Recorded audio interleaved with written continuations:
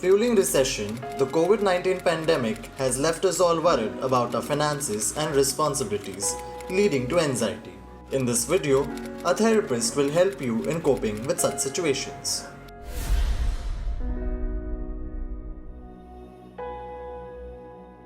Let's look at the context in which we are discussing financial insecurity. It's about a lot. These are times when a lot of persons involved in daily wage work and all, and migrant laborers and all, are experiencing extreme hardships. So that is something to sort of think about. To also realize the disparity that exists all around us, and what are the ways in which we can support those who are not as privileged. If we are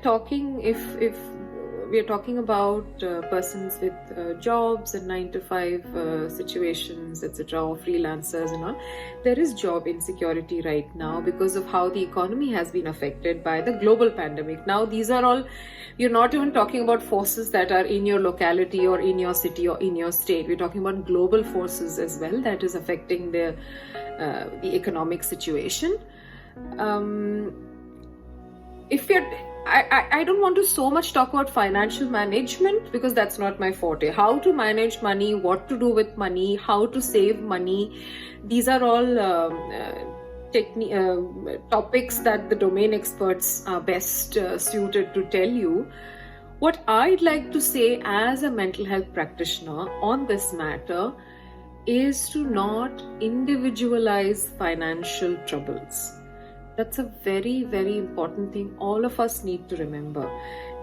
Financial success and financial failure is individualized to a large extent, I think almost universally. Can we see financial situation as being affected by factors which are outside of your control? Now, the economy tanking is not my fault. But if that affects me and I lose my job, mentally, where it takes me is to a space where I feel I have failed, where I feel that I am not good enough. I was not good enough to be kept on the payroll through this time.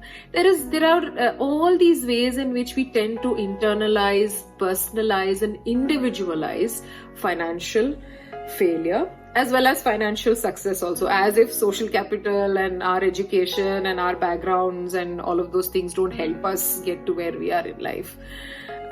So let's try to question ourselves if we find this line of understanding financial troubles, if we try to individualize financial success and failure. And the reason why I have brought this up is if you experience worries regarding the financial situation, I'd urge you to have conversations with those whom you trust or you hold dear. It need not be family, it could be a friend or someone there you can have conversations with. Please talk this through.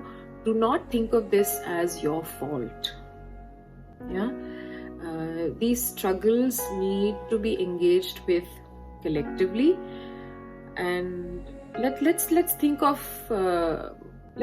collective and supportive ways of engaging with financial security or insecurity as well.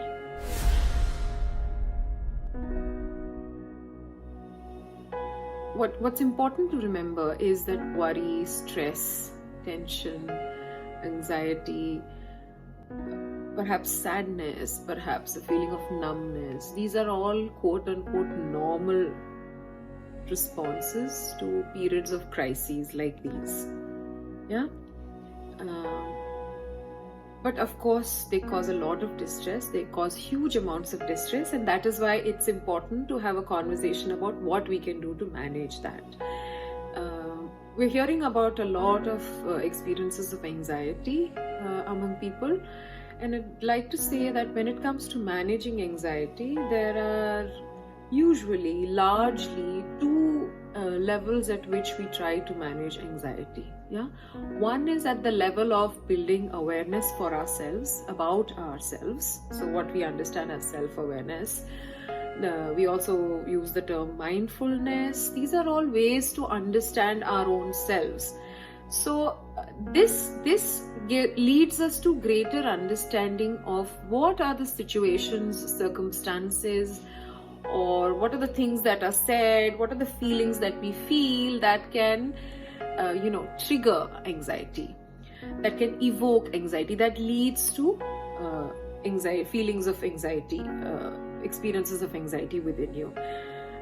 To understand yourself better would be and it's also not something that you can do very quickly. It's not something that you can develop overnight.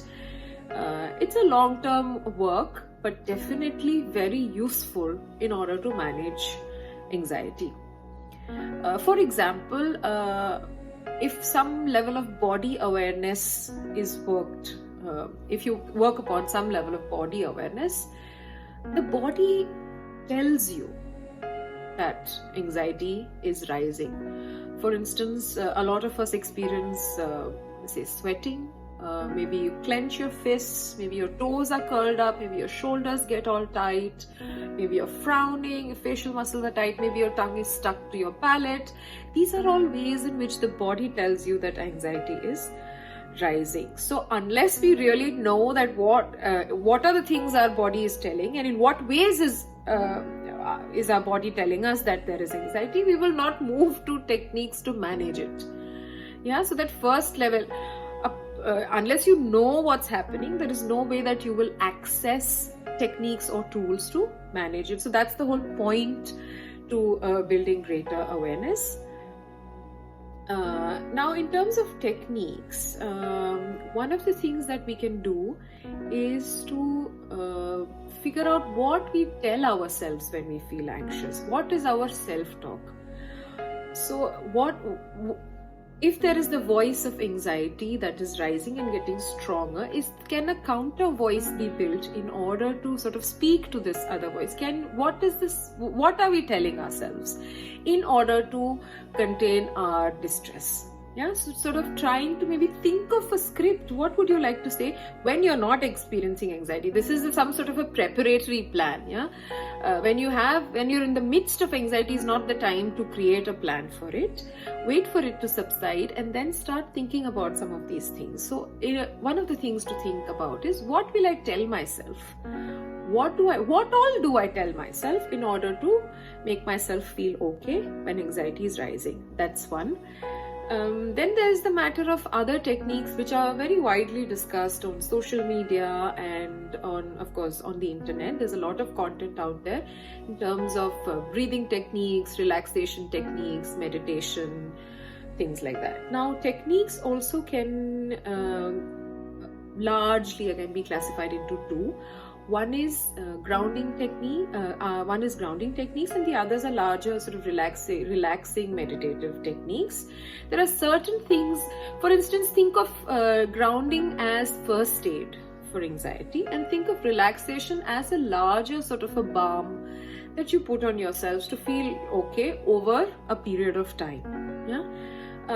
One of the very widely used grounding techniques is called 5-4-3-2-1.